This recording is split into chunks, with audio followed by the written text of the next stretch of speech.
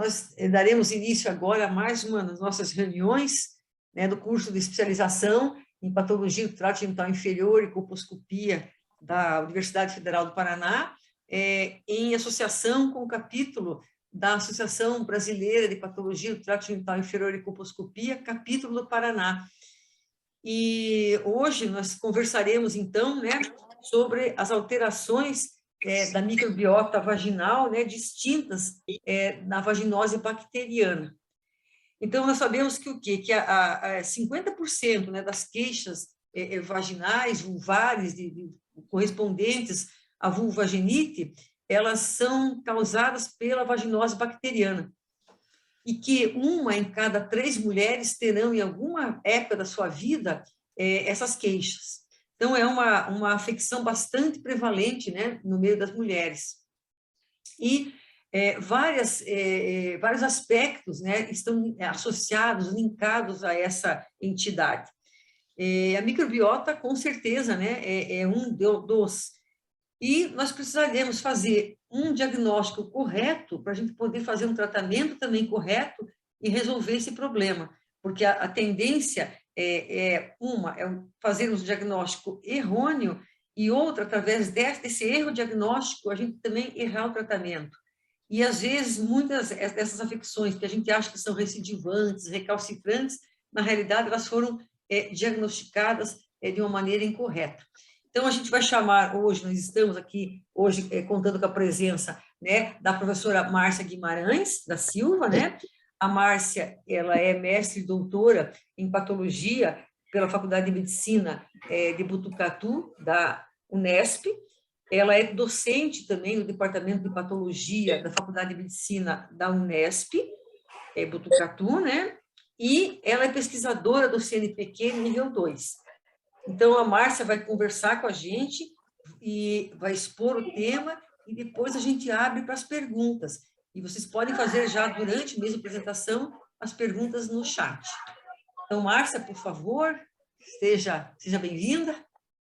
Obrigada, Rita. Um prazer enorme estar aqui com vocês novamente. Agradeço ao BPT-GIC pela oportunidade de vir conversar sobre essas alterações da microbiota vaginal, né? Mesmo aquelas distintas da vaginose bacteriana, que nos é um tema muito caro, um tema muito importante, que de fato nós precisamos elucidar, precisamos cada vez mais conhecer a fisiopatologia, conhecer os critérios diagnósticos para que a gente possa fazer não só um manejo diagnóstico adequado, mas, em consequência disso, um manejo terapêutico adequado, né?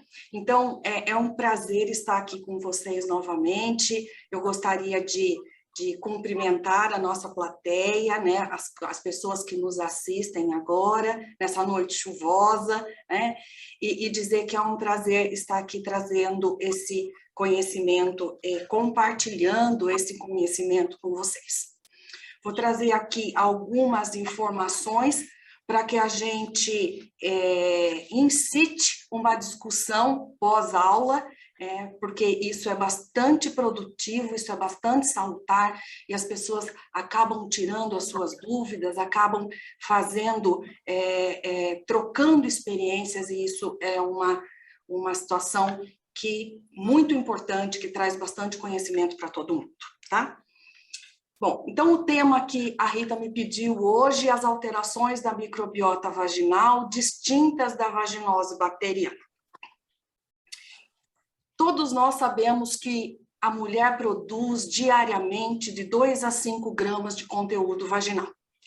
E que esse conteúdo vaginal, ele é composto por água, por transsudatos dos vasos locais, por eletrólitos, proteínas, células de defesa que aportam para esse microambiente vaginal e que são extremamente importantes, células epiteliais, células de superfície, células intermediárias, células parabasais, e a tão conhecida microbiota vaginal. Desde o século passado, nós conhecemos muitos desses táxons que compõem a microbiota vaginal. mas foi, de fato, com o advento do estudo do microbioma, né, com a determinação genômica da composição das comunidades bacterianas vaginais, que nós passamos a conhecer de uma forma muito mais profunda, de uma forma muito mais intensa, a constituição da microbiota vaginal. Isso porque existem muitos micro-organismos na microbiota vaginal que são micro-organismos fastidiosos, aqueles que são de difícil cultivo e que, pelas técnicas de cultivo tradicionais, eles não eram identificados, eles não eram isolados e, portanto, depois identificados, né? Com o estudo do microbioma, com o estudo da determinação da microbiota genomicamente, nós tivemos, então, um conhecimento muito aprofundado a respeito disso. E hoje nós sabemos que existem, na composição das comunidades bacterianas vaginais, cerca de 282 espécies, gêneros, famílias, o que a gente chama genericamente de táxons. Então, hoje, nós conhecemos um número extremamente grande de táxons que coabitam, que convivem na microbiota vaginal. E nesse estudo que, vamos dizer assim, inaugurou a época da microbiota genômica, foi o estudo realizado por Ravel e colaboradores, pelo professor Jacques Ravel. E o professor Jacques Ravel determinou, baseado na composição dos táxons bacterianos e da abundância relativa, né, de quanto tinha da riqueza da comunidade bacteriana e da densidade com que com essas bactérias se apresentavam, ele determinou 5 comunidades bacterianas vaginais. 4 delas dominadas por lactobacilos, que são as comunidades 1, 2, 3 e 5. E a comunidade 4, aquela que não é dominada por lactobacilos e, portanto, é a comunidade que abriga a maior parte dos casos de vaginose bacteriana. Aqui, só para a gente observar e ter uma ideia dos táxons que foram descritos no estudo do Jacques Ravel e colaboradores. Com isso, a gente começa a pensar se é possível ter um single core microbiome, se é possível ter uma constituição que é considerada normal e aquelas constituições, aquelas interações que são consideradas patológicas, ou que são consideradas anormais, ou que são consideradas não protetoras do microambiente vaginal. Tá? Sem dúvida nenhuma, aqui nós podemos observar, esse é um heatmap, resultado do estudo do professor Jacques Ravel, que incluiu 394 mulheres, né?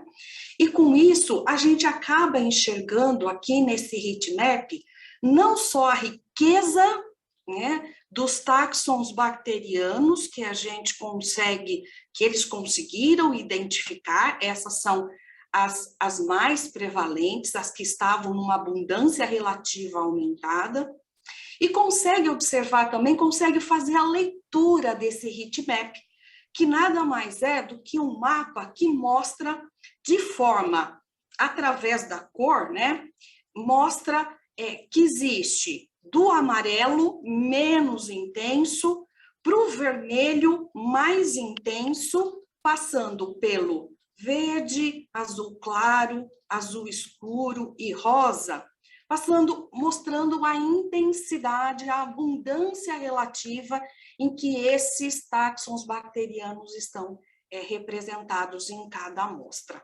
Tá? Na era do microbioma, na era desse estudo, é importante nós entendermos o que significa isso, né? É importante nós entendermos que se existe 5 comunidades, que a comunidade 1 é aquela que está dominada por lactobacilos crispatus. Né? As mulheres que têm dominância de lactobacilos crispatus, elas são incluídas na comunidade 1. Isso não significa, de forma alguma, que ela só tem lactobacillus crispatus, né? Nós podemos observar que essas mulheres, elas têm uma imensa variedade, riqueza de outros táxons que compõem a sua microbiota vaginal. Da mesma forma, as mulheres que estão na comunidade 2 são aquelas que têm na sua microbiota o domínio de Lactobacillus gasseri. A comunidade 3, ela é dominada por Lactobacillus inners, a comunidade 5 é dominada por Lactobacillus gseni, e a comunidade 4 é aquela que não tem domínio de espécie lactobacilar e que tem uma riqueza e uma abundância relativa extremamente alta de outros táxons bacterianos. Também fizemos, esse estudo do professor Ravel foi com mulheres americanas, mas nós também reproduzimos aqui no Brasil, né? Fizemos um estudo multicêntrico, em que nós dividimos o país nas 5 macro-regiões, em que a região Nordeste foi representada por Belém, a região Norte, perdão, a região Nordeste por João Pessoa, a região Central, né, por Goiânia, Sudeste por Botucatu e Sul por Curitiba, aí onde vocês estão. E nesse total de 609 mulheres que nós incluímos nas 5 macro-regiões, nós tivemos uma das 3 comunidades bacterianas que foram dominadas por lactobacillus. Então, nós tivemos Lactobacillus crispatus em 30,5%, Lactobacillus inners em 36,5%, ou a comunidade 4, que é aquela que foi depletada, que se encontra depletada por formas lactobacilares, com 27,4% das mulheres, ok? Bom, então, não é novidade para ninguém que a vaginose bacteriana é, sim, uma clássica disbiose, com uma prevalência grande, pode variar aí de 50% a 70%, das vezes anaeróbia, das vezes assintomática, perdão, e ela é composta pela substituição de morfotipos lactobacilares por um core de bactérias predominantemente anaeróbias. Existe aí uma substituição das formas lactobacilares pelas formas cocobacilares granuláveis, e caracterizando isso como um exemplo clássico de disbiose. Aqui nós podemos ver, então, no GRAM, as plug cells, essas células pista, que são formadas pela abundância de microbiota cocobacilar, ficando sobre a célula, ficando na borda celular, apagando o rebordo celular, numa imagem muito bonita, corada pelo método de Gram, ou mesmo na microscopia a fresco, em que a gente tem predomínio de formas curtas, cocobacilares, também muito possível da gente identificar como plug cells. Além disso, além das complicações que estão associadas à vaginose bacteriana, como a bartolinite, esquenite, infecção pós-operatória, doença inflamatória pélvica, infecção pós-procedimento, aumento da biovulnerabilidade, e na área da obstetrícia, a rotura prematura de membranas, ao trabalho de parto prematuro, ao abortamento precoce, a infecção puerperal, nós sabemos que tem um impacto extremamente grande disso, que chega a ser de 4,8 bilhões anualmente.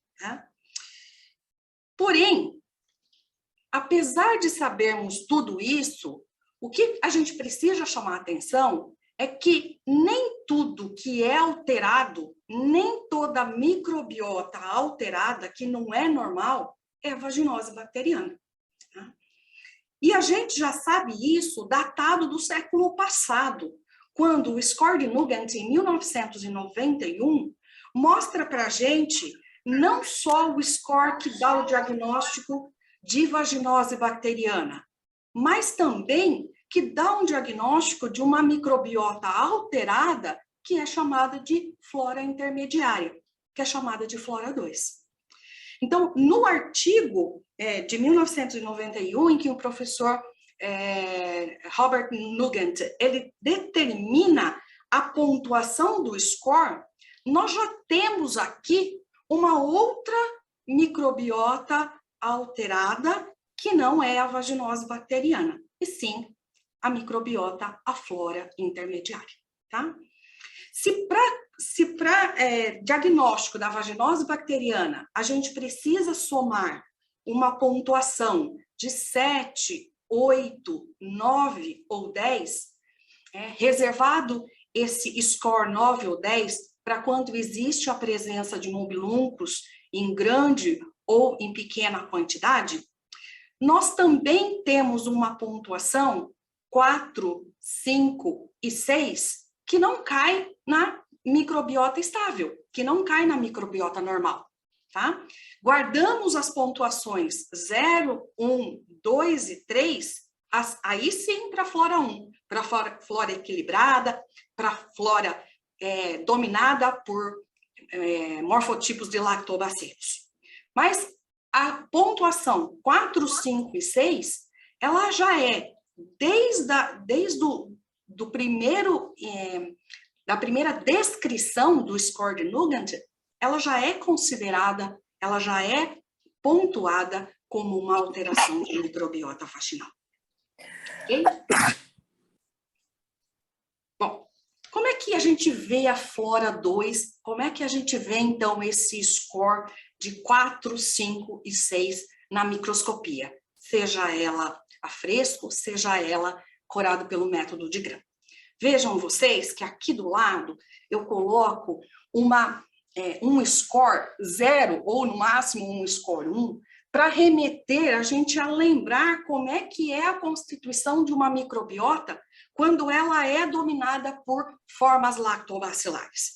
Então, aqui eu vejo uma célula epitelial de superfície, poliédrica, com núcleo pequeno em relação ao citoplasma, e acompanhado dessa célula, a gente vê essas formas lactobacilares grandes, coradas em roxo, coradas com a violeta genciana e, portanto, gram-positivas, dominando esse microambiente e caracterizando essa microbiota como uma microbiota normal. À direita, nós temos, então, um exame microscópico do conteúdo vaginal, também corado pelo método de Gram, também aqui observado em objetiva de 100, aumento de 1000, sob óleo de imersão, em que a gente consegue também reconhecer as células de superfície, são essas células bonitas, essas células poligonais, com núcleo pequeno em relação ao citoplasma, e a gente consegue observar esses morfotipos maiores, gram-positivos, porém já nos chama a atenção essa microbiota que convive com essas espécies lactobacilares neste momento, né? E a gente vê que ela se destaca em relação à presença dos lactobacilos. Existe pelo menos 1 para 1, se não mais, de microbiota que é cocobacilar, gram variável, ou que é de bastonetes gram negativos, né?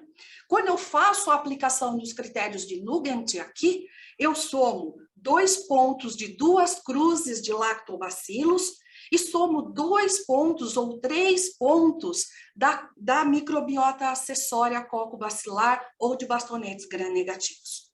Resultado dessa minha pontuação, então, nessa lâmina dessa paciente, é um score 4 ou um score 5, o que caracteriza uma flora intermediária, uma microbiota que não é dominada por lactobacilos, apesar de conter essas formas lactobacilares, tá? Bom,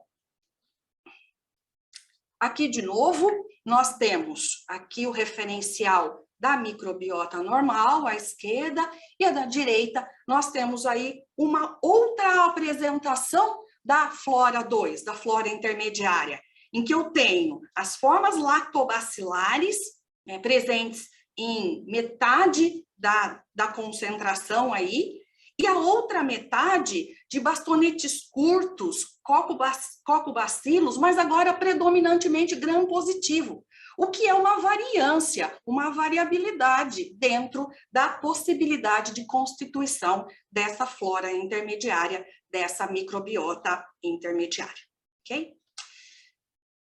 O que pode nos fazer remeter a pensar qual é a significância de ter uma microbiota desse tipo. O que faz a gente pensar qual é o significado de ter uma flora 2? Qual é o significado de ter uma redução de lactobacilos, da dominância de lactobacilos, e já não uma substituição, mas uma coabitação de outras espécies bacterianas não lactobacilares. Tá? Porém, se o Nugent, em 1991, ele já descreveu, então, essa possibilidade de microbiota intermediária, isso não fica restrito a ele. O score de Reinison, de 1994, e depois com uma releitura em 2002, mas assim, em 1994, ele já também trouxe essa presença, né, essa possibilidade de identificação de uma flora intermediária. Né? Segundo Reinison, existe, de 1994, a princípio, existe uma flora normal, que ela é formada predominantemente apenas de morfotipo de lactobacilos, existe a vaginose bacteriana, com morfotipos bacterianos mistos, com pouca ou ausência de lactobacilos, mas existe a flora intermediária, né, o grau 2, que são a presença de morfotipos reduzidos de lactobacilos com uma moderada quantidade de formas bacterianas mistas. Então, seja o critério de 1991, seja o critério de 1994, respectivamente, de Nugent e de Reinison, essa condição intermediária, ela tem sido relatada, tá?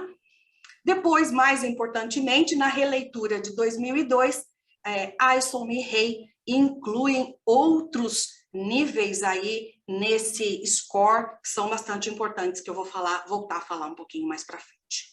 Tá. Então, o que a gente pode pensar mas, de fato, a flora 2 é uma flora que deve ser levada em consideração se a gente for pensar em mau prognóstico obstétrico, se a gente for pensar em complicações da vida sexual e reprodutiva, a flora 2 de fato tem impacto, né? Isso, de novo, é bastante controverso na literatura. Eu tentei trazer aqui, fazer uma linha do tempo e trazer para vocês alguns papers que mostram essa controvérsia ao longo do tempo, né? Então, esse trabalho de Leitich, de 2007, que foi publicado no Best Practice Clinical Obstetrics and Gynecology, ele mostra que, embora a vaginose bacteriana ela tenha associação, ela seja uma variável independentemente associada com aborto, com infecção materna, com parto pré-termo, que a flora 2 ela não foi significantemente associada com nenhum desses resultados. Tá? Isso em 2007. Esse outro estudo, que mostra com um número maior de mulheres e que foi conduzido pelo grupo da professora Sharon Hiller, ele mostra que, embora a vaginose bacteriana ela seja muito mais prevalente do que a flora intermediária, do que a microbiota intermediária, que existe sim correlação entre as complicações associadas à vaginose bacteriana e à flora intermediária. E ela mostra uma coisa muito interessante, que é...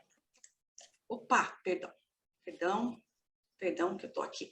Que mostra que a microbiota, essa flora intermediária, né, quando ela foi analisada em mulheres e em gestantes entre 23 e 26 semanas de gestação, num total de 119 casos, né, 36, depois de um tempo, de um segmento de follow-up, e quando a gente vai analisar entre 31 e 36 semanas, 30% dessa microbiota, ela voltou a ser uma microbiota normal. 38% ela continua intermediária, mas 32% ela evolui para a vaginose bacteriana. Então, de fato, a flora 2 até aqui, segundo o grupo da professora Sharon Hiller, e outros nomes extremamente importantes no estudo da microbiota vaginal, como o Nugent, que é coautor desse estudo, também o Ronald Gibbs, que também é coautor desse estudo, mostram que a flora intermediária, ela tem sim seu papel e ela tem que ser olhada de perto também, não apenas a vaginose bacteriana. Tá? Esse é um estudo que nós realizamos aqui em Botucatu, ele é assinado pela professora Camila Marconi, que foi a minha aluna, hoje faz parte dos docentes aí da Universidade Federal do Paraná, e a gente mostra que o ambiente inflamatório da flora 2, ele é muito maior do que o ambiente inflamatório de uma microbiota normal. E o ambiente inflamatório aqui foi mostrado pelo aumento de interleucina 8 e pelo aumento de interleucina 1. E todos nós sabemos que a interleucina 8 é um grande quimiotático para neutrófilo. Então, o ambiente vaginal, ele é modificado na presença da flora intermediária. E ele é observado e modificado em termos de citocinas pró-inflamatórias, o que amplifica esse estado pró-inflamatório em que nós temos no microambiente vaginal. Tá? Bom, e esse estudo de 2014 mostra que a biovulnerabilidade está aumentada na presença de flora intermediária. Como é que a gente conclui, os autores concluíram esse estudo, um estudo extremamente bem desenhado, com 1.367 mulheres, né, com uma prevalência de vaginose bacteriana de 47,6%, mas de uma flora intermediária, né, de 19,2%. Uma prevalência extremamente alta, então tem número de casos muito, muito grande. E aí eles conseguem demonstrar que existe um risco aumentado para a infecção de HIV quando se tem flora intermediária, né? De quase 2 vezes mais. E tem um risco de mais de 3 vezes aumentado a possibilidade de adquirir tricomoníase, uma IST, quando na presença de flora intermediária. Então, para isso, a gente precisa pensar, né? O critério, o score de Nugent, ele de fato foi pensado para estabelecimento de vaginose bacteriana. Mas ganhamos de conjunto, ganhamos aí nessa possibilidade a tentativa ou a possibilidade mesmo de fazer um diagnóstico de flora intermediária e de manejar de acordo com o quadro da paciente, de acordo com as condições, se deve ou não ser tratada. A gente pode discutir um pouco mais isso depois. Gostaria de voltar aqui no score de Rey-Nyson, e agora, na verdade, o score é de Nyson e Rey, de 2002, que ele fez uma releitura e incluiu aí 2 níveis, além do grau 1, grau 2 e grau 3, que é o grau 0 e o grau 4. Por que eu estou dizendo isso? Porque em 2002, na verdade, muito concomitantemente, com isso, com essa descrição de Nyson e Rey, foi descrito uma entidade, uma nova entidade, diferente da vaginose bacteriana, que foi batizada como vaginite aeróbia. Né? A vaginite aeróbia ela foi descrita por Gilbert Donders e colaboradores em 2002, e ela é uma entidade com uma prevalência menor do que a vaginose bacteriana, com uma prevalência menor do que a flora 2, menor do que uma vaginose citolítica, tá? Mas ela tem o seu espaço. Mostrando que aqui, embora o Nyson e Rey eles tenham feito essa descrição do grau 4, de células epiteliais cobertas apenas com microbiota cocácea, eles só fizeram a descrição e não registraram a alteração, não registraram a descrição dela como uma alteração de microbiota vaginal, não nominaram essa entidade, né? O mais importante que eu gostaria de chamar a atenção no score de Nyson e Rey, de Rey-Nyson, é o grau 0. Esse grau 0, ele mostra para a gente uma coisa extremamente importante que normalmente a gente passa despercebido, que é a descrição da presença de células epiteliais sem bactérias observadas. Porque vejam vocês, só lembrando a nossa audiência que quando a gente tem uma ausência de microbiota vaginal, característica de algumas situações, mas mais presente na menopausa, se nós equivocadamente aplicarmos os critérios de Nugent, nós vamos fazer um diagnóstico de flora intermediária. Nós vamos fazer um diagnóstico de flora 2, tá? E isso não está certo. E vamos fazer um diagnóstico de flora 2 por quê? Porque no momento em que a gente pontua a ausência de lactobacilos, a gente soma 4 pontos nos critérios de Nugent. E 4 já é a pontuação do score de flora intermediária. 4, 5 ou 6 pontos equivalem ao score de vaginose de flora intermediária, tá? Então, vejam, o mais importante nesse score, para mim, não é nem o grau 1, grau 2 e o grau 3, que o professor Nugent já fez de uma forma muito detalhista, muito categórica lá nos critérios de Nugent. Não é também o grau 4, que foi uma entidade muito bem descrita, muito bem detalhada pelo professor Gilbert Donders. É o grau 0, em que a gente não tem nenhum outro score que leve em consideração esse grau e que, portanto, nos remete a fazer um excelente diagnóstico de ausência de microbiota vaginal e não um inadequado diagnóstico se aplicarmos os critérios de Nugent. Tá? Bom, então, aqui só para exemplificar, esse é um exame microscópico do conteúdo vaginal, corado pelo método de Gram, em que a gente vê células, mas agora não mais células de superfície, não mais células poliédricas, mas sim células intermediárias, células parabasais, em que a gente tem um núcleo grande em relação ao volume citoplasmático, ela não é poliédrica, ela é mais arredondada, mais ovoide, características de célula menos maturada do epitélio vaginal. Ausência de microbiota vaginal e, portanto, aplicação dos critérios de Rey-Nyson, grau 0, ausência de microbiota vaginal. Bom, nesse mesmo ano, então, seguindo o que eu estava dizendo para vocês, o professor Gilbert Donders descreveu um novo tipo de microbiota vaginal, de flora vaginal, distinta da vaginose bacteriana, que é a vaginite aeróbia. A vaginite aeróbia, por definição, é também uma substituição da microbiota que é dominada por lactobacilos, por uma microbiota agora predominantemente cocácea.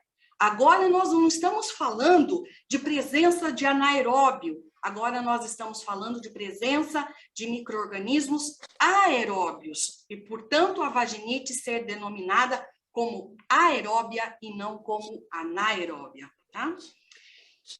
Na descrição dele, ele fala em possível causa, ser uma das possíveis causas de vulvovaginite recorrente, pela falha diagnóstica e pela terapêutica inadequada, já que é uma entidade distinta da vaginose bacteriana.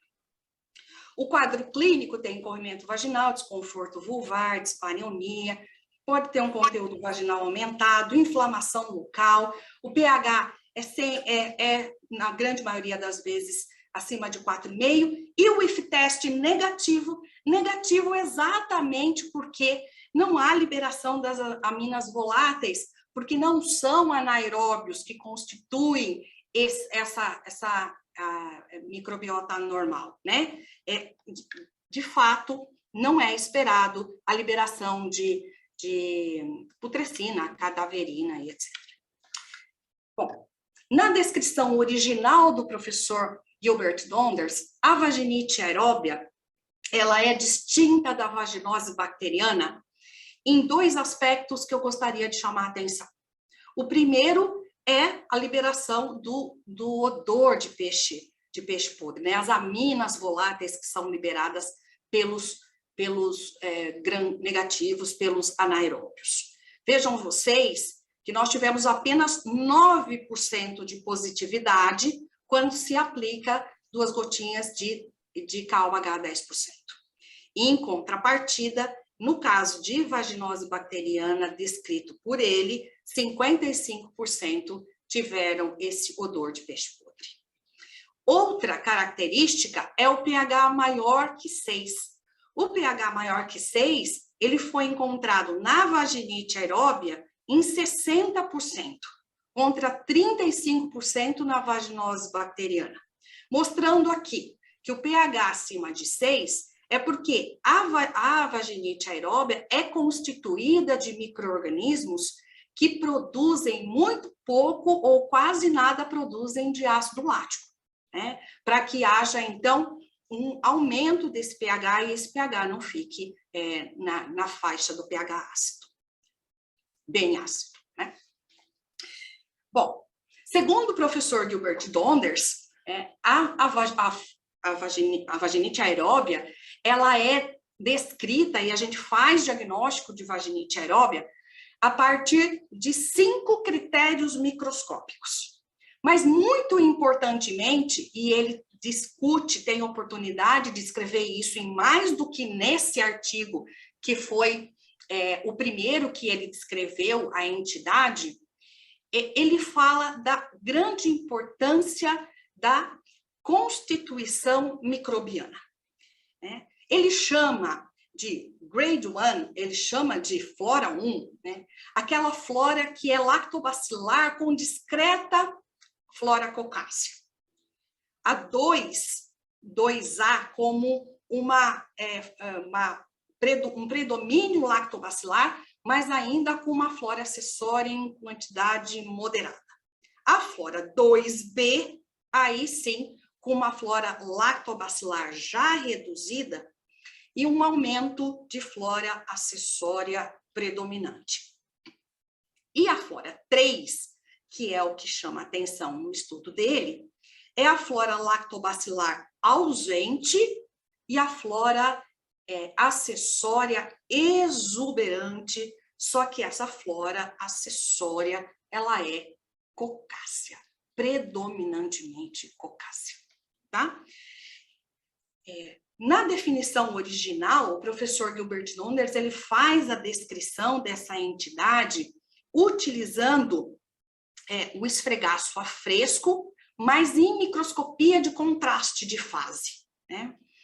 Isso não deve ser encarado como uma limitação, né? Hoje, nós conseguimos já transpor os critérios descritos pelo professor em microscopia de contraste de fase, tanto para a microscopia a fresco sem contraste de fase, quanto para a microscopia corado pelo método de Gram, tá? Então, se você tem, obviamente, a possibilidade de ter acesso ao microscópio de contraste de fase, a gente observa, então, a flora 1 nessa forma, né, com predomínio de formas lactobacilares, aqui uma situação intermediária, mas aqui uma situação, uma entidade, uma vaginite aeróbia severa, em que a gente vê a total substituição da microbiota lactobacilar por uma microbiota cocácea, presença de células mais profundas do epitélio, uma grande quantidade de leucócitos e uma parcela deles de leucócitos tóxicos, que constitui um critério para o diagnóstico de vaginite aeróbia. Então, além então da forma, né, da constituição da microbiota, um segundo critério importante descrito para a vaginite aeróbia é a presença de leucócitos. Enquanto na vaginose bacteriana a gente não tem infiltração leucocitária, porque a vaginose, as bactérias que constituem o corpo patológico da vaginose bacteriana, elas não induzem uma produção aumentada de interleucina 4, que promove o influxo de leucócitos, e quando a gente encontra leucócitos aumentados, a gente sempre diz o seguinte: pode ter co-infecção associada. Pense uma infecção da vagina mesmo, ou pense que pode estar associado a essa vinda essa concentração de neutrófilos pode estar vindo da endosservice também, tá? Então, veja, enquanto lá na vaginose bacteriana a gente não associa com aumento de leucócitos, aqui na vaginite aeróbia, sim. E existe uma graduação de 0 a 2, em que você tem menos de 10 leucócitos por campo, e aquele que você chama de 2, que você pontua 2, e que é mais de 10 leucócitos por campo, e mais que 10 leucócitos por células epiteliais também é uma possibilidade de análise.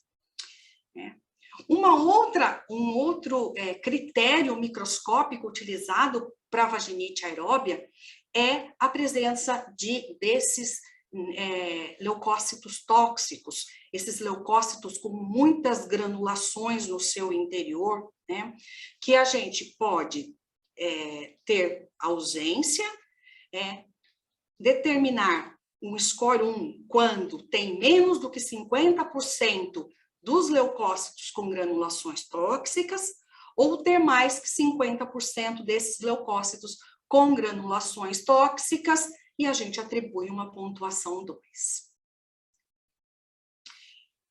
Um outro critério microscópico importante, necessário para o diagnóstico de vaginite aeróbia, é a presença de células parabasais, né? Então, nós temos, de novo, a pontuação 0, 1 e 2, né? Se de 0 é ausência ou raras células parabasais, 1, menos que 10%, e 2, mais que 10% de células parabasais.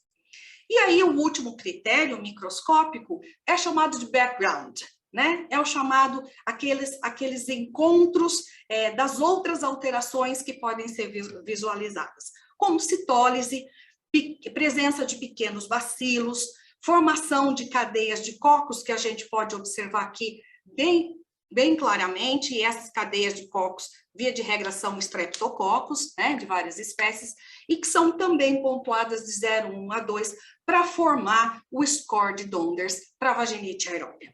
Mostrando que, de 1 a 2, nós temos um estabelecimento de uma flora normal. 3 a 4, falamos de vaginite aeróbia leve. 5 a 6, vaginite aeróbia moderada e mais que 6, maior que 6, ou seja, 7, 8, 9, 10, uma vaginite aeróbia severa, tá? Lembrando que aqui é só fazer a pontuação para cada um desses critérios microscópicos e somar da mesma forma que a gente faz para a aplicação dos critérios de núcleos. Uma outra entidade que a gente também conhece e que também precisa de diagnóstico microscópico, a exemplo da flora 2, a exemplo da vaginose bacteriana, a exemplo da vaginite aeróbia, é a vaginose citolítica. Então, todas essas entidades, elas necessariamente precisam ser diagnosticadas com critérios microscópicos, tá? Mas aqui, diferentemente das outras, né, eu não diria que isso é uma desbiose. É uma alteração de microbiota vaginal? É uma alteração de microbiota vaginal porque a gente tem uma síndrome agora em que a gente tem uma grande quantidade de lactobacilos. A gente tem uma grande quantidade, a gente tem uma grande densidade de lactobacilos, né? Porém, não é uma desbiose como é a vaginose bacteriana. Não é uma desbiose como é a vaginite aeróbia. Aqui nós não temos uma troca, não temos uma substituição. Nós temos uma amplificação, nós temos um ambiente favorável a um crescimento exagerado de lactobacilos. Nós temos condições, temos substrato para oferecer para esse lactobacilo para que ele comece a crescer de modo exponencial. Né? É uma alteração de microbiota vaginal que merece o nosso respeito, que merece a nossa atenção, porque ela muitas das vezes é confundida com a candidíase vulvovaginal, porque nós temos um quadro clínico que leva ao prurido vulvar vaginal, que as pacientes descrevem disúria, dispareunia, desconforto vulvar, desconforto vaginal, pH é de 3,8 a 4,5. Via de regra, os leucócitos, eles estão ausentes, né? E a prevalência varia, mas tem uma prevalência menor do que a vaginose bacteriana, tem uma prevalência menor do que a flora 2, tem uma prevalência maior do que a vaginite aeróbia, pelo menos na nossa região. Aqui nós vemos, né, uma fotomicrografia muito bonita, em que a gente observa um exponencial aumento de formas lactobacilares, até que dá a impressão que nós temos dois planos, e isso é verdade, porque quando a gente foca, tem tanto lactobacilos que quando a gente foca no plano mais alto, o plano mais baixo, ele desfoca, tá? E temos necessariamente um outro achado, além do aumento amplificado da grande concentração de formas lactobacilares, que é a citólise. Né? Se nós não tivermos os dois critérios microscópicos presentes, nós não temos autorização para fazer o diagnóstico de vaginose citolítica.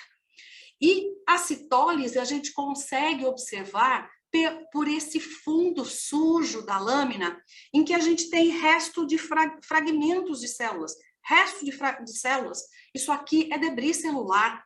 E a gente olha os núcleos, e esses núcleos estão desnudos, não estão acompanhados do seu constituinte citoplasmático. Tá? Então, aqui nós vemos núcleos desnudos em grande quantidade, nós vemos debris celular, fragmentos celulares ao longo da lâmina, e nós vemos um aumento das formas lactobacilares. Diante deste cenário microscópico, aí sim eu estou autorizada a fazer o diagnóstico de vaginose citolítica. Olha aqui de novo, aqui nós temos um aglomerado, nós formamos aglomerados de lactobacilos, né? Aglomerados de lactobacilos em todos os campos microscópicos, né? de novo, acompanhado por um grau de citólise maior ou menor, mas aqui um grau de citólise bastante importante. Aqui de novo, e aqui eu gostaria de chamar a atenção de vocês, que a gente tem dois planos e dá a impressão que o plano de cima é de gram positivos e o plano de baixo é de gram negativos. Não, na verdade, só mostra uma sobreposição em função da grande quantidade de formas lactobacilares que estão colonizando essa microbiota vaginal. Tá? Embora descrito pelos irmãos Sidley, né, em 1991, foi revisitado por Hu e colaboradores em 2015 e adicionado aí um grau de severidade para a vaginose citolítica. Né? Segundo esses autores, aqui ó, nós temos uma denominação, uma fotomicrografia de uma microbiota normal aqui para eles, né, para os autores, para Hu e colaboradores. Aqui, uma vaginose citolítica moderada e aqui uma vaginose citolítica intensa. E a diferenciação entre essa severidade para eles, é claro que não é o número de lactobacilos, e sim a quantidade de células que entram em citólise, tá? Então, Hu e colaboradores chamam de uma vaginose citolítica severa quando tem menos de 50% das células em lise. E de uma vaginose citolítica severa quando tem mais que 50% das células lisadas. Ou seja, mais do que 50% dos núcleos estão desnudos, não acompanhados por pelo componente celular, pelo componente citoplasmático. Okay? Bom, então era esse início que eu gostaria de apresentar para vocês, dessas características da flora 2, da vaginite aeróbia, da vaginose citolítica, e colocar, então, agora à disposição a nossa discussão, que eu acho que é um momento bastante proveitoso. Rita, eu gostaria novamente de agradecer a oportunidade, dizer para você que é sempre um prazer estar com vocês, discutindo tópicos e temas que a gente considera tão importantes. Muito obrigada.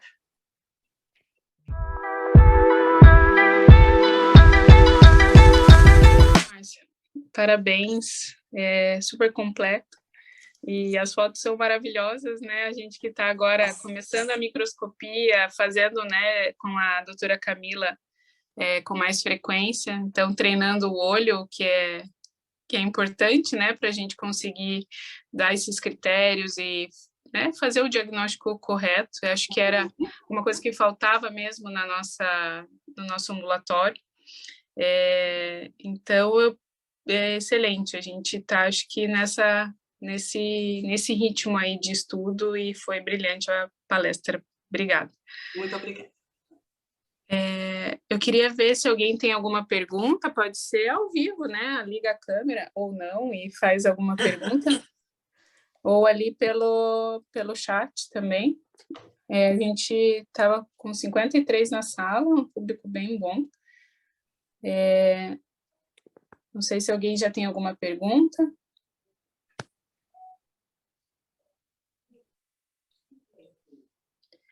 Eu queria perguntar, assim, que foi até uma discussão no ambulatório que a gente teve, que a gente viu uma paciente que tinha bastante lactobacillus inners, né? E a gente vê que o lactobacillus inners parece um pouquinho mais suscetível a mudanças, né? Talvez. Daí foi uma pergunta: como que a gente faz para melhorar, né? Colocar uns lactobacilos melhorzinhos. A Rita sempre fala isso, quando perguntam essas coisas para mim, a Rita fala assim: essa é a pergunta de $1 milhão, né?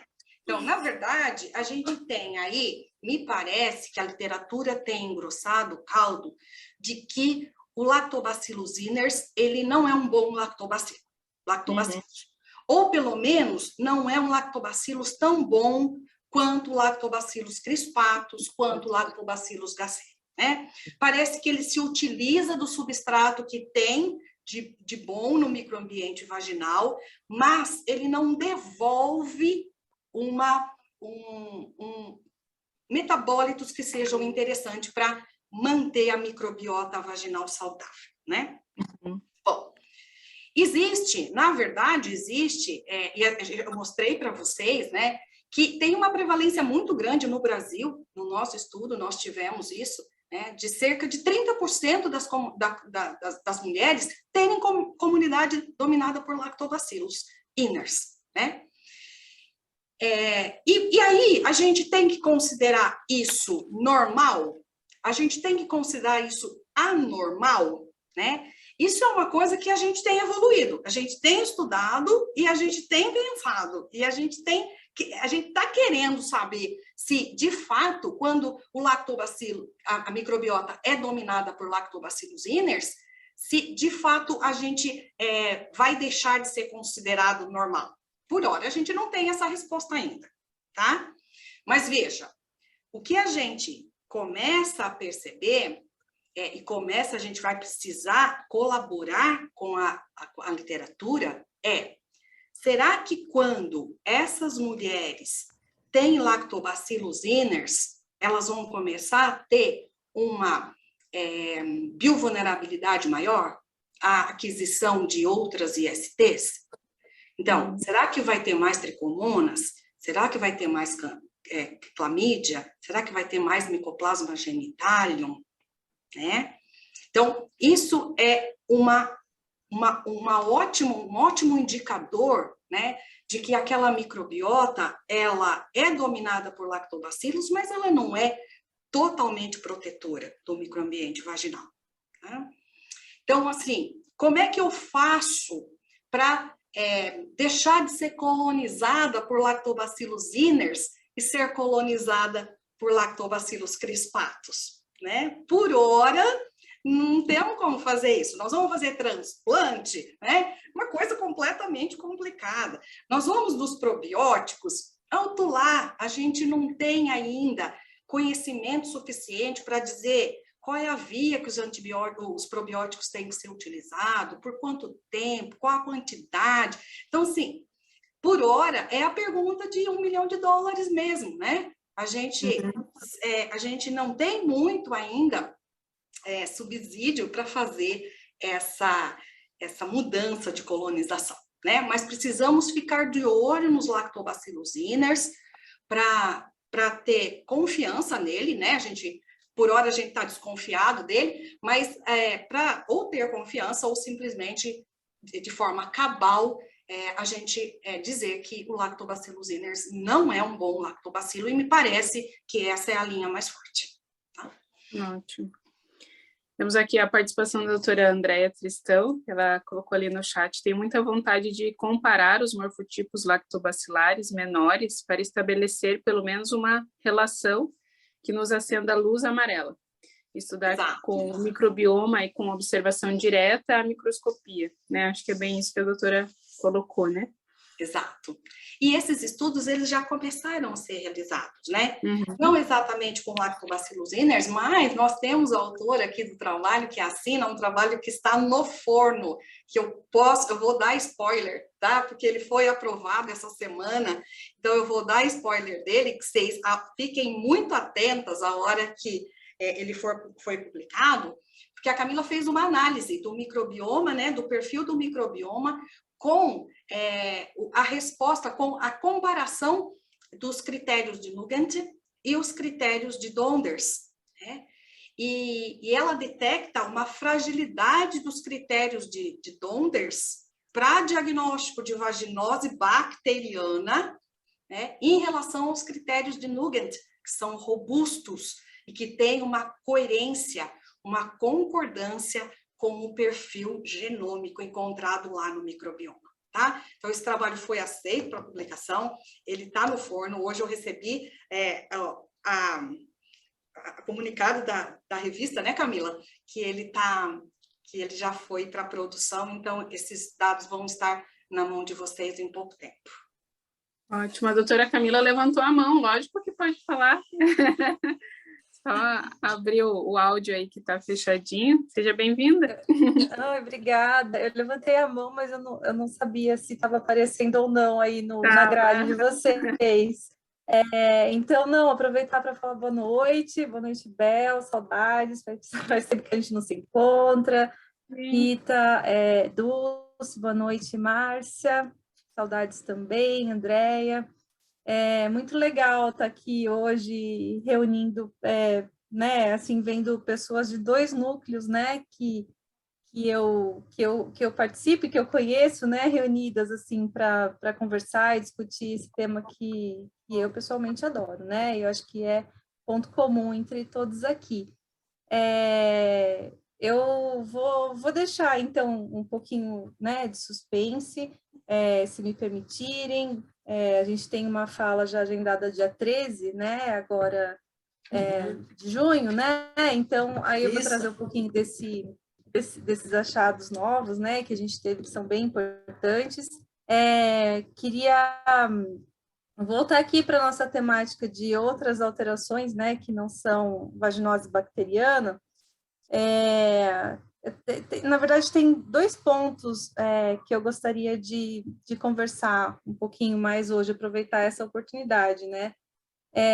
A primeira delas é sobre a vaginose citolítica. A gente teve, então a gente, né, conseguiu começar, né, a microscopia no ambulatório recentemente, né, e a gente teve o nosso primeiro caso de vaginose citolítica, acho que essa semana, né, Rita? Isso, semana passada. Semana passada, quinta-feira. Então, e naquele momento, né, a gente se perguntou, né, poxa, né, ela é tão pouco prevalente. Então, quando eu vi essa prevalência eu não estudo muito vaginose citolítica, então eu assustei um pouco com essa prevalência de 5 a 7% da vaginose citolítica. Queria primeiro saber de você, Márcia, da Andréia, se vocês têm observado essa prevalência, porque é muito maior, né, do que a gente observa. E se vocês não acham que é um pouco de exagero falar, né, esse estudo do WHO de 2015, falar em vaginose citolítica moderada, né, que ele fala. Será que é uma vaginose citolítica moderada? Será que esses sintomas eles não têm uma outra origem, né, uma origem alérgica, de hábitos? Será que o caminho é esse, né? Interferir em uma microbiota que, teoricamente, está funcionando, ela tem predomínio de lactobacilos e está fazendo o papel dela, né, que é de diminuir o pH, e como consequência a gente vê a citólise. Será que não é um pouco exagerado? Então, e tem uma outra pergunta, mas eu vou deixar a gente finalizar aqui a discussão sobre vaginose citolítica, daí eu faço minha outra pergunta. Eu quero fazer um comentário, depois eu passo a palavra para a Andréia, que eu queria ver se ela concorda comigo. Mas eu acho assim, Camila, existem 2 situações diferentes. Uma situação é quando você tem flora 1 e aumento de citólise, né? E você tem uma citólise associada, né? Então, eu sou uma das pessoas mais conservadoras que existe em termos de diagnóstico de vaginose citolítica, tá? Primeiro, porque eu tenho muita preocupação que as mulheres aprendam a fazer o tratamento da vaginose citolítica. E a qualquer queixa, a qualquer desconforto, elas resolvam fazer o uso do borato ou mesmo fazer uma pulverização com bicarbonato, né? Então, eu tenho muita preocupação. Então, a menor chance de não dar vaginose citolítica e dar flora 1 com citólise, eu faço isso. Você sabe disso. Eu faço isso não só com citólise, mas eu faço graduação da citólise. Eu coloco citólise discreta, citólise moderada e citólise intensa, quando tem mais de 60%, 70% das células ali no campo que estão lisadas, tá? Agora, veja, existe de fato a entidade vaginose citolítica, que quando você trata adequadamente, No controle de cura, ela volta como flora 1, sem qualquer citólise, tá? E quando você tem um aumento de lactobacilos, os metabólitos dos lactobacilos, eles levam a lise. E essa lise faz com que haja uma descamação muito grande. Então, é claro que esse sintoma é um sintoma relatado pela paciente que precisa ser levado em consideração, precisa ser respeitado, tá? Então, acho, assim, existe sim uma vaginose citolítica menos severa, se é moderada ou não, é menos severa, existe aquela que é severa, mas o que vai nortear isso é a quantidade de lactobacilos, né? Nesses campos que você vê conglomerados lactobacilares, não dá para dizer que isso é uma flora 1, tá? Acompanhada de citólise, eu acho. De fato, Camila, há um tempo atrás, eu dava menos diagnóstico de vaginose citolítica. Menos diagnóstico. Mas hoje, se eu falar para você que a nossa prevalência varia de 5 a 7, como na descrição dos irmãos Seibley, eu não estaria errando. Tá? Então, eu acho que é desse tamanho mesmo, com essa importância, apesar de ser a pessoa mais rigorosa para fazer esse diagnóstico microscópico. Mas eu queria ouvir a Andréia, para ver se ela tem um olhar diferente do meu em relação a isso. Olá, minhas queridas, boa noite a todos. Estou aqui com Covid, ainda bem que por vídeo não tem problema. Participando dessa reunião da professora Rita, da professora Camila. Puxa vida, que legal, que ótimo tudo isso, né? E eu vou ter que fazer uma observação, viu, doutora Márcia? Conservadora não, você é ultra conservadora para dar diagnóstico de vaginose citolítica. Ultra, ela é ultra, certo? Ela é mais que eu acho que ela amou esse trabalho da Ru, porque ela conseguiu vir falar para mim, tá vendo, mulher? Não é tudo que a gente tem que dizer que é acentuado, que é...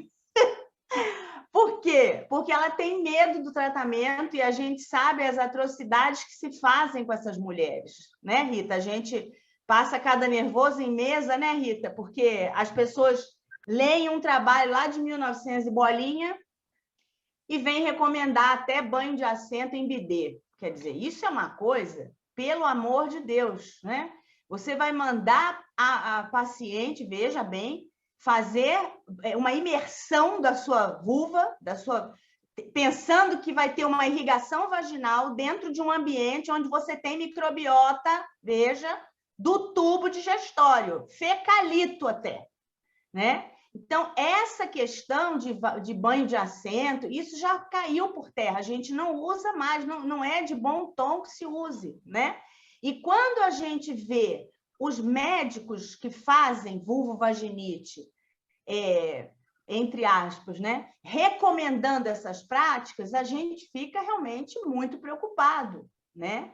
E uma outra questão que eu tenho certeza que também é uma preocupação da Márcia, é que realmente, quando você tem uma vaginose citolítica severa, fica muito complicado também a gente dissociar de maneira clássica, né, definitiva, que essa mulher realmente não tenha nada de elemento micótico ali, porque a observação direta da lâmina é muito difícil, você não consegue enxergar o fundo. Então, a gente fica que nem uma doida varrendo a lâmina para procurar um campo onde você enxergue o fundo, ou enxergue, né, um plano ali intermediário entre aquele debris e a outra camada de lactobacilos para ver se não tem definitivamente um elemento micótico associado. E essa é uma questão muito aflitiva, não é? Porque vamos que eu peça uma cultura nessa situação e essa cultura vem positiva, ainda assim, isso não me garante que ela tenha uma cândida em forma invasora. E aí está feita a confusão, né? E o que a gente vê, não é, Rita, e Camila e Márcia, de uma maneira muito frequente, é as pessoas colocarem tudo no mesmo balaio, né? Então, ela faz uma terapêutica que é imprópria, a paciente não melhora, ela aí complementa isso com uma cultura de conteúdo vaginal, que às vezes vem positiva para o fungo, que naquele momento é um comensal, e aí ela põe a culpa no fungo, trata com antifúngico, e aí o que acontece? A paciente continua sem melhorar, porque a questão não é essa. Então, esse diagnóstico que a Márcia coloca, de uma maneira meio que parcimoniosa, isso faz todo sentido, mas ele tem que ser assumido, porque existem maneiras da gente corrigir essa hiperacidez vaginal, ainda que não seja ela causadora, a gente já tem algumas outras teorias para a vaginose citolítica, né? A gente sabe que isso tem muito mais a ver, talvez até com uma questão hormonal local, um pouco, né, Rita, imprópria. Não é assim, a acidez é consequência, não é causa, né? A gente, até bem pouco tempo, a gente achava que a hiperacidez levava a lise, e com isso, né, você tinha um efeito cíclico. É claro que há uma certa ciclicidade nisso, mas o efeito que deflagra, o evento, perdão, que deflagra essa alteração, não é a acidez vaginal. Senão, em determinada fase do ciclo, todas as mulheres teriam uma manifestação de citólise intensa. Isso não é verdade. A gente verifica isso nos segmentos longitudinais de microbiota vaginal, que são tão frequentes aqui no nosso serviço, né? Então, eu não sei se eu confundi mais ou se eu trouxe uma luz, mas são coisas que a gente precisa realmente de um olhar muito cuidadoso. E isso que a Márcia coloca, eu percebo que, por exemplo, dentro do nosso cenário de assistência, ela não tem mais parcimônia de soltar esse laudo. Ela tem parcimônia quando ela sabe que a pessoa que recebe o laudo não sabe manejar. Isso é um viés dela, né? Porque ela trabalha com uma chata de uma médica há muitos anos. Então, ela vê as consequências ruins que uma terapêutica inadvertida traz para essa paciente, né? Sim. Então, às vezes, uma citólise ainda que intensa, mas uma paciente que está equilibrada, para que você vai mexer nisso? Segue a paciente, não é verdade? É diferente daquela que já vem com uma sintomatologia manifesta, grave, que já vem sendo tratada, inclusive como candidíase, né, Rita? Muitas vezes complicada, e que a paciente não melhora. Essa, obviamente, ela precisa de uma intervenção terapêutica. E vocês, conforme forem fazendo isso, eu tenho certeza que vão ter um pool de pacientes assim, porque nós já temos, né? Porque a nossa amostra é viciada, viu, Rita? Você vai ficar idêntica. Você e a Camila e a Isabel vão ficar idênticas, porque vocês vão passar a ser um QG de vulvaginite. Porque todo caso que não resolve vai bater aí na universidade. Porque esse é o papel mesmo. Até que vocês comecem a capilarizar o treinamento para os lugares menores, de pessoas que possam, enfim, reproduzir esse modelo de assistência, né? Fantástico, Andréia. Obrigada. Mas eu acho que, assim, ó, eu vou parar de falar agora, tá, gente? Que eu acabei me empolgando mesmo. Mas eu acho que você tocou num ponto que tem total sentido com o que eu queria falar agora em segundo lugar, que é o segmento, né? A análise longitudinal. Então, eu fico pensando, por que a gente não tem ainda, né? Tudo bem que você faz, né? Você segue suas pacientes, né? Mas no caso da vaginose citolítica, me causa muito estranhamento a gente não ter estudos, né? Agora, em 2022 ainda, estudos longitudinais de acompanhamento de microbiota, de alteração de vaginose citolítica e, que era, né, a minha pergunta, vaginite aeróbia, né? Então, por que a gente não tem esses estudos? Será que a gente não precisa desses estudos para definir algumas coisas que estão sendo definidas nesses cortes transversais, né? Eu sei, a minha pergunta ela foi até provocativa, sei o quanto a Márcia é criteriosa, para a vaginose citolítica, e também sei da sua consciência, né, em que a gente tem que pensar onde que vai bater esse resultado, né, quem vai pegar esse resultado e quem vai aplicar a terapêutica, né, então eu sei que você é muito preocupada com isso também. Mas o meu ponto será que a gente não precisa definir algumas coisas por esses estudos longitudinais, né, para que, da mesma forma que assim, da forma que foi feito com a vaginose bacteriana, hoje a gente entende a vaginose bacteriana, a gente entende a microbiota intermediária, né? A gente sabe como ela se comporta. Por que a gente não faz isso com a vaginose citolítica e com a vaginite aeróbica? Né? Sem dúvida. Os estudos longitudinais são extremamente importantes para a gente saber, será que não é pontual aquela alteração? E aquela alteração, ela não se mantém, né? Extremamente importante. É um dos nossos papéis, né? Seguir a vaginite aeróbica, seguir a vaginose citolítica para trazer boas respostas para a comunidade científica. Ótimo. A gente tem, eu sei que a discussão tá boa, eu só quero colocar 2 perguntas ali do chat. A primeira pergunta foi da Jandira, se há associação entre o estresse e a vaginite citolítica. Na verdade, levando em consideração que a causa, né, o que vai dar o gatilho da vaginose citolítica, leva em consideração a saúde do indivíduo como um todo, né? Tudo que a gente tem, todas as alterações que a gente tem, passam dentro de um organismo, né? De uma pessoa que tem, se alimenta bem, ou se não dorme direito, se tem estresse associado. Então, a microbiota vaginal, ela não é descolada, né? Não é um ambiente hermeticamente fechado e que não tem influência de tudo que acontece no organismo. Nunca li um trabalho mostrando que o estresse é independentemente associado com a vaginose citolítica, mas acredito que seja um pacote que o estresse faça parte. Por que não? Né? Uma outra pergunta da Josimara, ela parabeniza pela aula e gostaria de perguntar se na vaginite aeróbica os leucócitos com granulação tóxica só podem ser observados no contraste de fase ou se é possível observá-los no GRAM. Então, Josimara, obrigada pela pergunta. Na verdade, a gente vê leucócitos, né? Não precisa de microscopia de contraste de fase para isso, mas a toxicidade dos neutrófilos, ela é mais difícil de ser observada no GRAM, sim. Ela é mais até fácil de ser observada no exame a fresco, né? Do que no GRAM. Porém, no contraste de fase, é o que de fato possibilita esses achados, tá? É muito mais fácil olhar na microscopia de contraste de fase, depois no exame fresco e, por último, no GRAM. O GRAM, de fato, não consegue mostrar essas granulações para a gente, né? Essa ação tóxica dos grânulos dentro dos leucócitos. Mais alguma pergunta? No chat não tem mais nenhuma. Eu só tinha... Não, discussão ótima, né, meninas? Brilhante a aula da Márcia, a pontuação da Andréa, tudo a ver, pontuação da Camila, de todos vocês, assim, acho muito, muito bom. A aula está excelente. Mas aquilo que, assim, batendo o martelo no final, eu estou vendo que tem um monte de colega clínico aqui dentro, né, da sala virtual.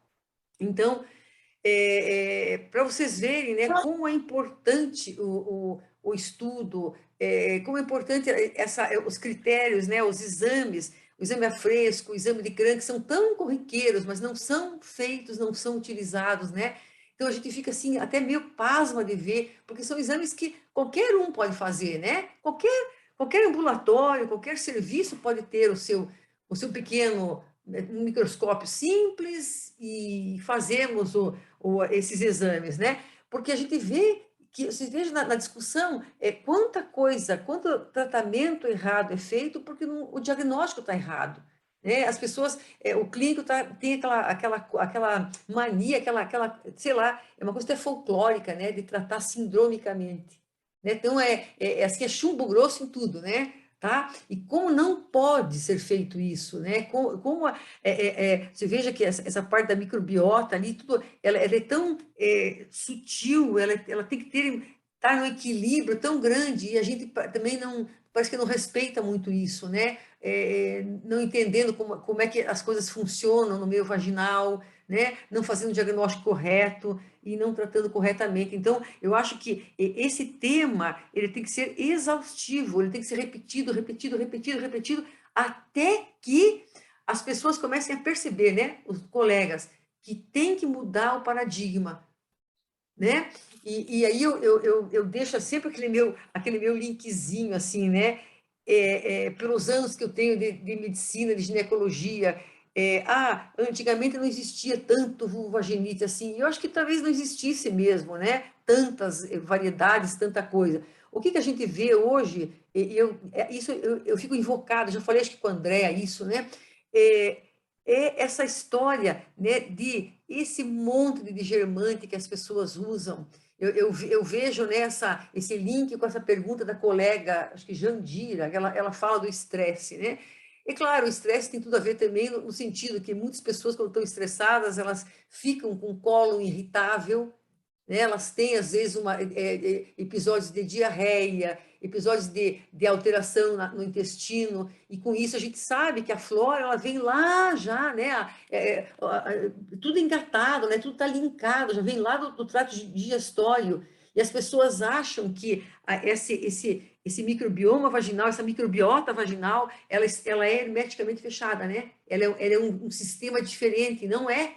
Né? Ela está linkada ali com o trato digestório que passa pela vulva para chegar na vagina ou vice-versa, né? Tá? Então, tudo está ligado. E como é importante você respeitar, né? Eu acho que as áreas de defesa que eu acho, né? Que é a purificação vulvar, que é o não uso de sabonetes degermantes, ou com pH muito alterado, com perfumes.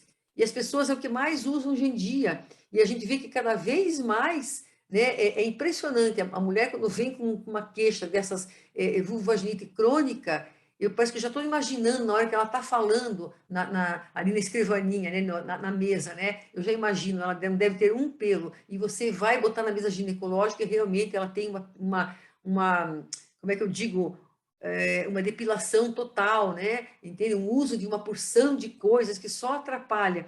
Então, como é importante, acho que ter uma visão mais holística disso, né? Ver que está tudo interligado, né? E como que precisa ser feito um critério para diagnóstico, para tratamento, e as pessoas não dão muita importância com isso, e né, acho que a principal queixa do consultório ginecológico é a vulvovaginite, é a queixa vulvar e vaginal, e as pessoas, e depois o médico fica tão complicado, tão angustiado também para tratar aquela paciente que não melhora com nada, né? Mas não melhora, então eu vou tentar isso, vou tentar aquilo, e não faz o principal e simples, que é o diagnóstico, né, correto por um exame fresco, por um grão. Só complementando o que você está falando, né, Rita? Faz cultura para micoplasma, faz cultura para ureaplasma, faz cultura para tudo, mas não faz o grão que precisa, não faz o exame fresco que precisa, né? Fica pedindo biologia molecular para tudo, não que não precise fazer pesquisa de clamídia, que não precisa fazer pesquisa de micoplasma genitálico, precisa sim, não estou dizendo que não, mas precisa primeiro fazer uma avaliação do conteúdo vaginal, e isso não se faz à visão desarmada, a gente só faz isso no microscópio, seja fresco, seja curado pelo método de Gram, dependendo da habilidade, dependendo da preferência de quem vai fazer, do microscopista, né? Pode ser só um, pode ser só outro, pode ser os dois, de preferência, mas tem que fazer o primeiro, a rotina básica, depois participar, né, fazer uma cultura específica, direcionada, não uma cultura do conteúdo vaginal. Eu mostrei para vocês, podem ter mais de 200 táxons, né? Você pede, para que você vai fazer cultura? Para quê? Né? Para vir lá, e se vem lá um resultado, Staphylococcus aureus, você faz o quê? Você vai tratar o Staphylococcus aureus? Né? É lamentável o jeito que alguns dos ginecologistas conduzem a avaliação mínima da microbiota vaginal. É de deixar a gente de queixo caído, né? Pede-se tudo sem conexão alguma, sem praticidade alguma e sem efetividade alguma. A gente precisa parar com isso. Na nossa mesinha tem que ter um microscópio, tem que ter um exame fresco, tem que ter um Gram, depois parte-se para o que é mais complexo. Eu queria fazer só uma pequena observaçãozinha, duas coisas, sabe, Márcia? A primeira é, pior é quando essa cultura dá negativa, né? A criatura acredita que está diante de uma vagina estéril, quer dizer, a paciente entrou Ela foi colocada na autoclave, né? 121 graus por 15 minutos. Isso é pior ainda, e a gente vê, né? A cultura de conteúdo vaginal meio negativa, quer dizer, meu Deus! E as pessoas continuam, enfim, né? Essa é uma questão realmente muito aflitiva. E, na verdade, atropelar-se, como a Rita disse, e outra grande tragédia, né? Você tratar um conteúdo vaginal fisiológico, porque você tem que dizer que tem alguma coisa. Então, a gente viu isso, a gente discutiu isso recentemente numa aula, né? Quer dizer, você joga essa paciente numa situação mais grave do que aquela que veio para você com desbiose. Ela vai ter mais retornos do que a paciente que inicialmente realmente foi com uma desbiose. Ela tinha uma microbiota equilibrada, uma flora do tipo 1, e você tratou porque ela tinha queixa. Veja, isso é gravíssimo, você iatrogenizou a paciente. Isso não é raro, isso é frequente. Foi você que a jogou num estado de desbiose, que você usou por todas as vias e por via das dúvidas, associou droga, tratou todo mundo, criou uma celeuma no relacionamento dela, porque, de repente, você vai ter que dizer que é um germe passível de ter sido adquirido sexualmente. Olha que confusão, sem um diagnóstico decente, né? Sim, sim. A gente vê bem comum isso aí, isso é um caso bem comum, né? Uma situação comum, né, Andréa? A mulher vem com aquele conteúdo vaginal fisiológico e o pessoal acha que tem que tratar, né? Porque ela diz, eu tenho um corrimento, eu tenho não sei o quê, e o próprio médico parte da premissa que a mulher tem que ser seca, né? Ela vai ser isso na menopausa. Enquanto ela tiver hormônio, ela vai sempre estar úmida, não tem como que não. Graças a Deus, né? Graças a Deus, e graças a Deus, eu sempre digo, uma das coisas que eu sempre falo para o paciente é assim, você tem hormônio, por isso que você está úmida, então você é nova, você é jovem, sabe? Aí elas ficam mais sossegadas, né? Eu sempre uso esse artifício, né, para poder convencer que não está doente, né?